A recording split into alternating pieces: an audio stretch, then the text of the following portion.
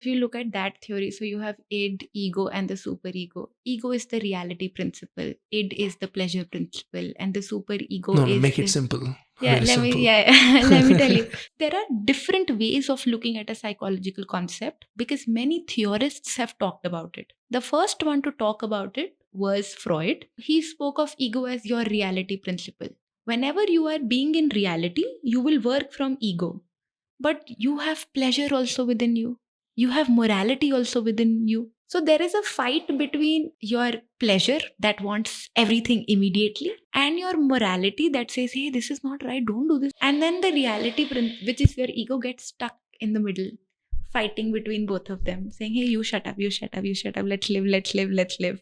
And then the reality principle is your grounding principle. The ego is your grounding principle. And a lot of people say, hey, you have ego. You have like you're too full of yourself. In layman language, people will look at ego like something that they're confident about, proud of, very egoistic.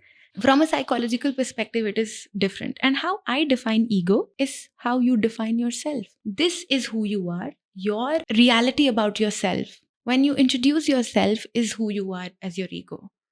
Let's say I am X, I do a Y thing at a Y place. That can't be your ego, but it is how you define yourself could be your ego. So the definition of how you define yourself is your ego. When you come in authenticity circle, you have to drop all of that. When the child is growing, he's developing on building an ego. Who am I? What am I? And he reaches teenage. I am this. I am that, I am this, I am that, I am this and that. And when you reach peak adulthood, you have to break all those barriers because a secure, well informed adult has to think from a lens of free floating self and they have to anchor themselves with the values. You don't have to be something to be, the need to be comes crumbling down because you can be anything, whoever, wherever, whatever. So then you start from undoing your ego, saying how you define yourself, let that go.